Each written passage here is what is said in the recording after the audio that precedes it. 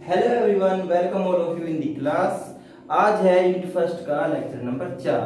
तो पिछली क्लास में हमने देखा था कि भाई एक चार्ज पे अगर बहुत सारे चार्ज हैं और वो सब फोर्स लगाए तो what is the net force. हमने इसको पढ़ा था सुपरपोजिशन प्रिंसिपल। ओके, तो आज हम पढ़ रहे हैं कि भाई आपका चार्ज कैसे फैला हुआ है और हम उसको कैसे कैलकुलेट करते हैं इन जनरल लाइफ। ओके, देखेगा। तो आज का हमारा टॉपिक है distribution of charge, continuous distribution charge, continuous distribution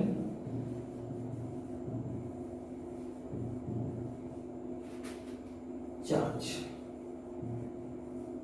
ये आज का हमारा टॉपिक है। ओके, देखो भाई, मैंने बताया था कि जो सरफेस है, जब हमने एडिटिविटी की प्रॉपर्टी पढ़ी थी, हमने कहा कि कोई सरफेस है, यहाँ पे चार्ज है, यहाँ पे चार्ज है, यहाँ पे चार्ज है, इस पे कुछ चार्ज है इस तरह से। ओके, तो देखो ये चार्ज है ना, कॉन्टिन्यूअस नहीं है भाई, यहाँ है, यहाँ नहीं है, यहाँ नहीं है, यहाँ नहीं है, यहाँ नहीं है।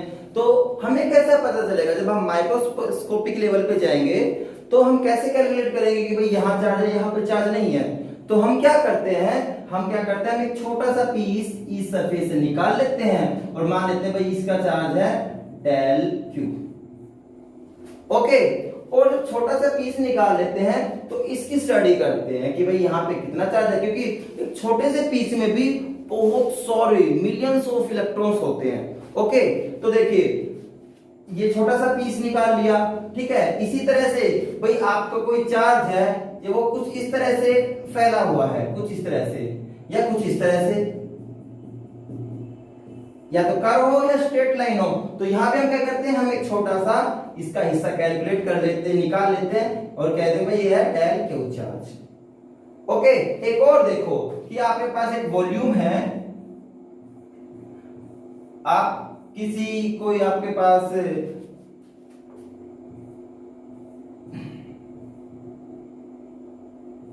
3D का कोई 3D का कंटेनर और उसमें चार्ज है, तो हम क्या करते हैं, देखो यहां से इसके अंदर से कोई भी छोटा सा पीस कैलकुलेट कर लेते हैं और ये भी डेल क्यू हो जाएगा। कोई थोड़ा सा चार्ज हम क्यों डेल कैलकुलेट निकाले कि छोटे छोटे पीस क्यों निकाले, क्योंकि हमें पता है कोई भी सरफेस पे जो चार्ज होता है ना, वो कॉन्टिन्यूअस नहीं होता है।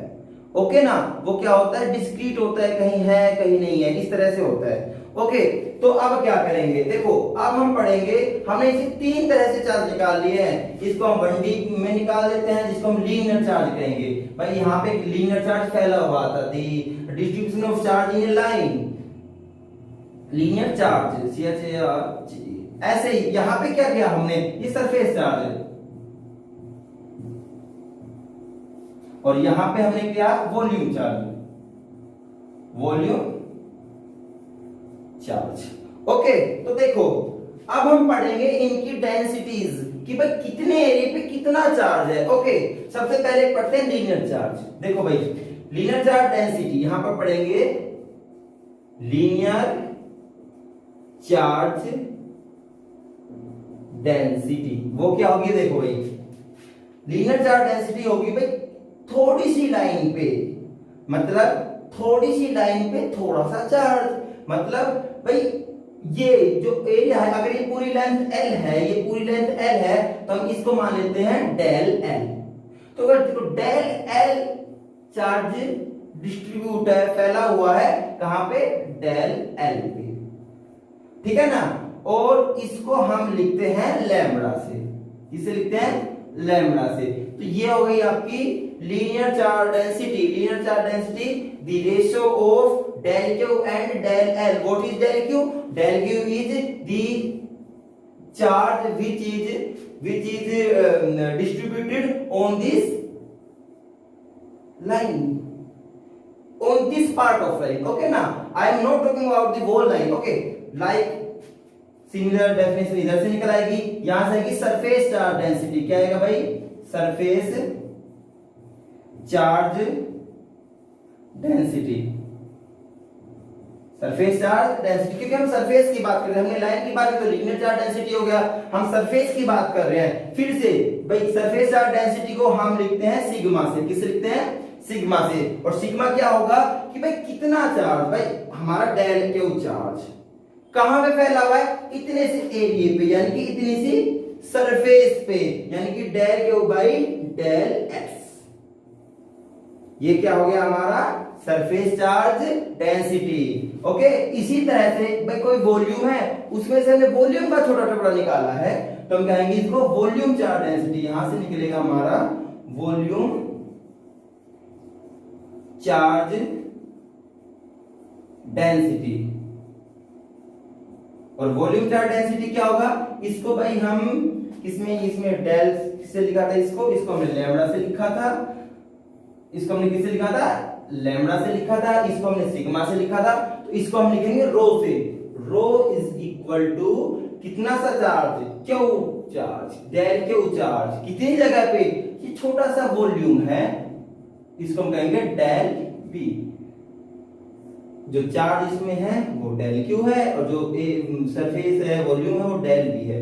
ये हो गई आपकी सरफेस चार्ज डेंसिटी। ओके, अगर हम तीनों को एक लाइन में लिखें, पहले आप इसको नोट कर लीजिए, उसके बाद हम आगे करते हैं।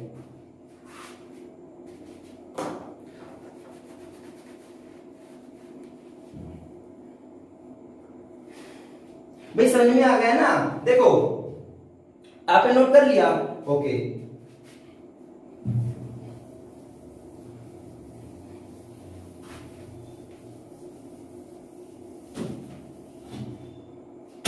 मैंने कहा कि भाई आपका जो चार्ज डिस्ट्रीब्यूट है ना, वो तीन तरीकों से हो सकता है। वो किसी लाइन के अलोंग मिल सकता है, जिसको हम कहते हैं लीनियर चार्ज डेंसिटी। ओके, दूसरा आपका कोई चार्ज है वो किसी सरफेस के अलोंग मिल सकता है, इसको हम कहेंगे सरफेस चार्ज डेंसिटी। और किसी मतलब किसी बॉडी के अंदर मिल सकता है, यानी कि हम वॉल्यूम की बात कर रहे हैं तो volume charge density. Is it clear? अच्छा देखो, लीनियर चार्ज क्या था, इसको हम डेल से लिखते थे ना। अच्छा, क्या होता था भाई, आपका डेल क्यू चार्ज इतनी सी लाइन पे फैला हुआ है, डेल एल पे। ओके ना, इसको हम किससे लिखते थे, सरफेस चार्ज डेंसिटी को सिग्मा से। भाई आपका डेल क्यू चार्ज थोड़ी सी सरफेस पे फैला हुआ है, और इसको हम लिखते थे रो से। तो ये रो हो गया कि भाई आपका थोड़ा सा चार्ज, थोड़ा सा डेल क्यू चार्ज कहां पे फैला हुआ है, कहां पे डिस्ट्रीब्यूट है, मतलब डेल वी वॉल्यूम पे। ठीक है ना? ओके, अब अगर हम यूनिट की बात करें, इसकी यूनिट क्या हो जाएगी भाई, यूनिट बोलो, इधर लिखते हैं यूनिट, सबकी लिख देते हैं यूनिट। इसकी यूनिट बताओ क्या होगी भाई, चार्ज की यूनिट क्या होती है, कूलम, और लेंथ यानी कि मीटर, तो कूलम पर मीटर। ओके, इसकी यूनिट क्या होगी, देखो चार्ज की कूलम पर surface, we are talking about surface, we are talking about area, और एरिया क्या होती है, मीटर स्क्वायर। और इधर इसकी यूनिट क्या होगी, coulomb upon metre, sorry metre cube. ठीक है ना? तो ये यूनिट भी याद रखना है और ये कंसेप्ट। ठीक है ना? ओके, नोट करो इसको फटाफट।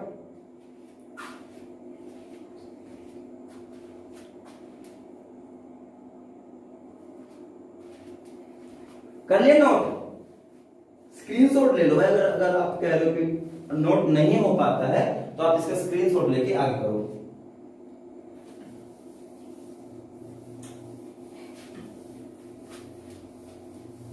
अब हम कैलकुलेट करेंगे फोर्स। हम क्या कैलकुलेट करेंगे, फोर्स। ओके, कि भाई कोई भी चार्ज डेंसिटी, किसी सरफेस पे कोई चार्ज है, वो एक पर्टिकुलर चार्ज पे कितना फोर्स लगाता है। ठीक है ना भाई, सिंपल सी बात है, जो हमने सुपरपोजिशन प्रिंसिपल पढ़ा था ना, ये उसी का जैसा है। भाई कोई सरफेस है, ये मान लीजिए कोई सरफेस है, हमें नहीं पता इसमें किस तरह से, कहां पे, कौन से कोने पे ज्यादा चार्ज है, तो हम क्या करते हैं, इसको हिस्सों में बांट लेते हैं, कुछ इसी ऐसे हिस्सों में बांट लेते हैं। बांट लिया, ठीक है, और हर एक पे लगभग चार्ज है डेल क्यू। ओके, सब पे क्या चार्ज है, डेल क्यू। अच्छा, तो हम क्या करते हैं, हम एक का निकाल लेते हैं, पहले इसका निकाल लेते हैं, वन का, फिर दूसरे हिस्से का, फिर तीसरे हिस्से का, और ऐसे करते करते करते जितने भी इसमें है हम सबका निकाल लेते हैं। मान लेते हैं इसमें n है, तो हम n का भी निकाल लेते हैं। और सुपरपोजिशन प्रिंसिपल क्या कहती है, सबको जोड़ दो, आपका नेट निकल आएगा। यही बात थी ना, तो वही काम हम इधर करने वाले हैं। और तीनों केस में पढ़ेंगे, लीनियर चार्ज डेंसिटी में पढ़ेंगे, सरफेस चार्ज डेंसिटी में पढ़ेंगे, और किस में पढ़ेंगे, वॉल्यूम चार्ज डेंसिटी में। ओके, देखो, हाँ एक चीज और देखो भाई, बताओ मुझे एक बात बताओ, del Q upon del s is equal to sigma, surface charge density का फॉर्मूला है।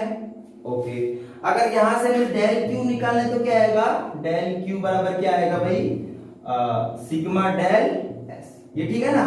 इसी तरह से हम जब ये किसके केस में हो गया, सरफेस के केस में हो गया, किसके केस में हो गया, सरफेस के केस में। इसी तरह से हम डेल क्यू की वैल्यू निकालेंगे, डेल क्यू की वैल्यू किसके केस में निकालेंगे, लीनियर चार्ज के, तो लैम्बडा डेल एल आएगा। ये लाइन के केस में हो गया, L I N A, linear के, L I N E A R, linear के केस में हो गया। और ये देखो del Q is equal to क्या हो गया, रो डेल पी, ये किसके केस में हो गया, वॉल्यूम के केस में हो गया। इस कंसेप्ट की आगे हमें जरूरत पड़ेगी, एक बार इसको देखो, नोट करो।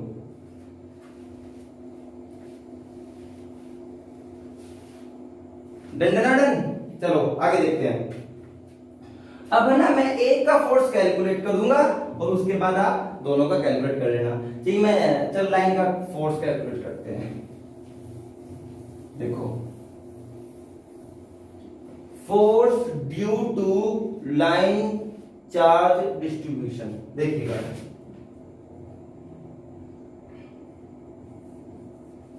फोर्स, एक मिनट रुको भाई,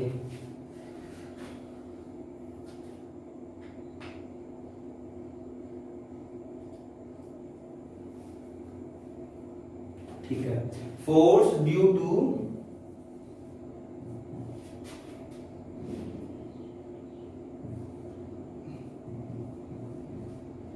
linear, L I N E A R, linear comma surface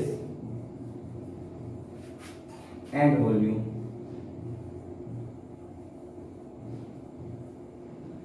volume charge densities,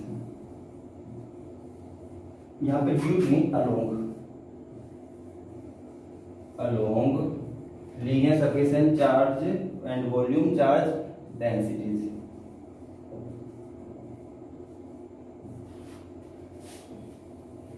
तो पहले हम लीनियर का निकालेंगे, फिर सरफेस का निकालेंगे, फिर वॉल्यूम का निकालेंगे। ओके, तो देखो भाई,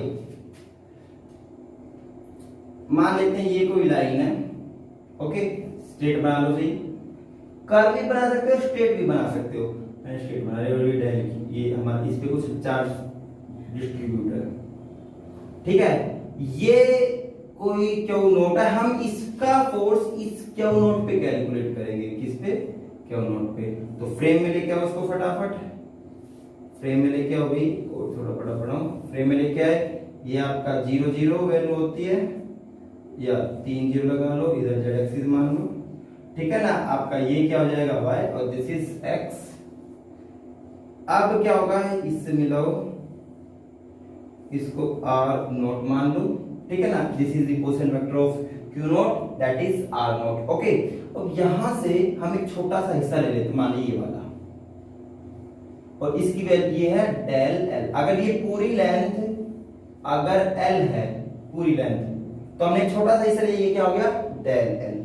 तो यहां से इसका पोजीशन वेक्टर भी हम कैलकुलेट कर लेते हैं। इसका पोजीशन वेक्टर आएगा कुछ इस तरह से,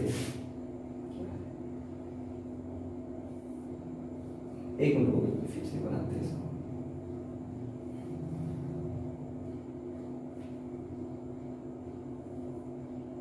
हाँ ठीक है, क्यू नॉट, ठीक है ना। और इसको मान लेते हैं हम आर आई मान लेते हैं पोजीशन वेक्टर। आपकी मर्जी, आप जो चाहो वो मान लो, इससे कोई फर्क नहीं पड़ने वाला आर आई, ठीक है ना। और ये क्या था, आर नोट पोजीशन वेक्टर। अब इन दोनों को मिलाएंगे, क्या होगा, ठीक है ना। और ये पोजीशन वेक्टर हो जाएगा कौन सा, आर, यहां से यहां है आई नोट, ठीक है ना, इधर और एक इधर। अब हम फोर्स कैलकुलेट करेंगे भाई, क्यू नोट पे इस लाइन के से कितना फोर्स आएगा, ठीक है ना। तो अपन हमने क्या किया, पहले हम निकालेंगे फॉर्मूला क्या होता है according to Coulomb's law,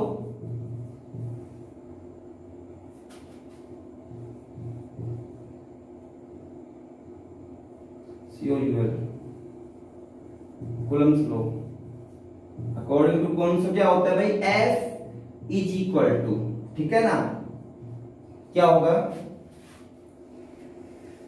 1/4 pi epsilon not if the medium is vacuum, okay ना। 1/4 पाई एप्सिलॉन, पहला चार्ट क्या है, क्यू नोट। हम इस डेल क्यू पे, डेल एल पे लेट अस कंसीडर कि हमारे पास कितना चार्ज है, डेल क्यू अपॉन इनके दोनों के बीच की दूरी are I note, are I naught का स्केल और डायरेक्शन आर आई नोट, ठीक है ना। अच्छा यहां पे लिखो भाई डेल क्यू क्या है, small charge on small line कौन सी है, डेल एल, इस लाइन पे, ओके ठीक है भाई। पर देखो जब हमने यहां पे स्मॉल चार्ज लिया है तो यहां भी स्मॉल एफ लो, क्योंकि टोटल फोर्स नहीं निकलेगा, थोड़ा सा फोर्स निकलेगा, तो डी एफ से हम इसको कैलकुलेट कर रहे हैं। यहां तक चीजें ठीक है ना। अगर हमें इस पूरी लाइन का निकालना है फोर्स, तो हम क्या करेंगे, इंटीग्रेट करेंगे, क्या करेंगे, इंटीग्रेट। इसको नोट करो एक बार,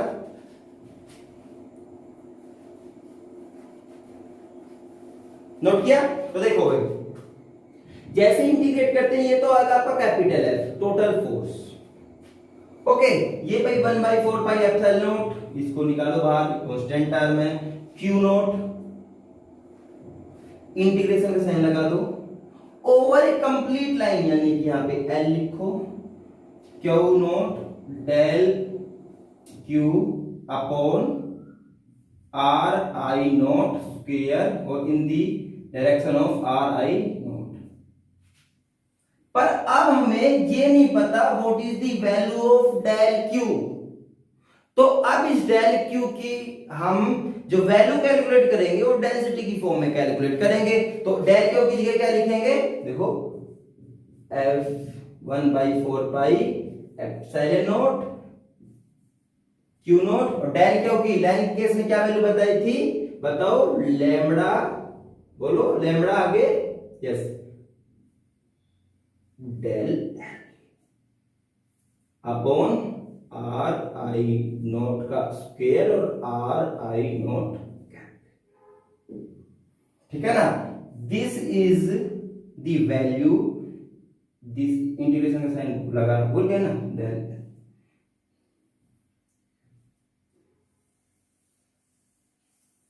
this is the force along complete line, okay ना।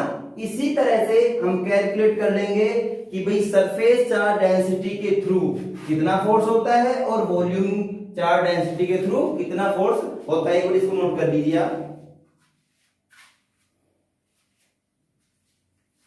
हम सीधा रिजल्ट ही लिखते हैं, नोट किया, तो देखते हैं, स्क्रीनशॉट ले लो, जिसने नहीं ले लो स्क्रीनशॉट,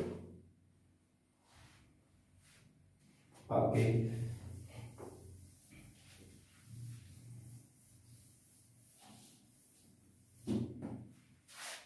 ठीक है ना, देखो सरफेस चार्ज डेंसिटी का लॉन्ग क्या आएगा भाई आपका टोटल फोर्स आएगा, क्या आएगा 1/4 पाई एप्सिलॉन नोट, क्या नोट लिख लो इधर, है 1 कोई दिख रहे हैं, इंटीग्रेट कहां, पूरी सरफेस का निकालेंगे, ठीक है ना। और यहां पे क्या आएगा आपका surface charge density rho del surface upon are I naught और आर आई नोट कैप। ये तो सरफेस के अलोंग आ जाएगा, अलोंग सरफेस चार्ज डेंसिटी।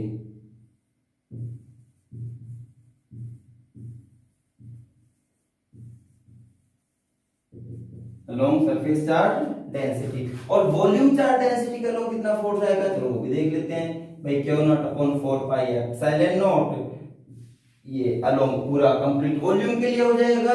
और यहाँ पे क्या आएगा, rho del V upon are I naught का स्क्वायर और आर आई नॉट, ठीक है ना। ये पूरा किसके लिए हो जाएगा, वॉल्यूम चार्ज डेंसिटी के लिए। क्या आ जाएगा, इधर देखो, अलोंग वॉल्यूम चार्ज डेंसिटी, ठीक है। तो भाई अभी हमने यूनिट फर्स्ट का पहला जो चैप्टर है वो लगभग खत्म कर लिया है। कुछ और भी टॉपिक है, पर वो टॉपिक मैं तब करवाऊंगा, जैसे एक मैंने इसमें टाइप्स ऑफ थिंग्स में वो बचा हुआ है हमारा, क्या मैं, कंडक्टर, सेमीकंडक्टर और एक डाइलेक्ट्रिक। तो जैसे ही डाइलेक्ट्रिक का कोई कॉन्सेप्ट आएगा ना, मैं उसको तब करवाऊंगा। और ये आज हमारा लेक्चर 4 के साथ यूनिट ए कंप्लीट होती है। ओके, इसको नोट करो और नोट करो, इसको भाई लर्न जरूर करना है। और लर्न तब करोगे जब आप, मैं जैसे आप इस वीडियो को देख रहे हो तो कॉपी पेन लेके बैठो और इसको आराम से कंप्लीट करो, ठीक है ना। और यहाँ से क्वेश्चन जरूर बनता है, कॉलम्स रो से क्वेश्चन जरूर बनता है। और ये बेसिक चीजें हैं, अगर आपने यहाँ से कंप्लीट किया ना तो उसके बाद मैं जैसे फील्ड में जाऊंगा, इलेक्ट्रिक फील्ड में जाऊंगा, पोटेंशियल जाऊंगा, यहाँ से चीज आएगी, आपको डायरेक्ट रिजल्ट अगर याद होंगे ना तो आप आराम से इस सब चीजों को कर सकते हैं। चलो ओके, थैंक यू, बाय।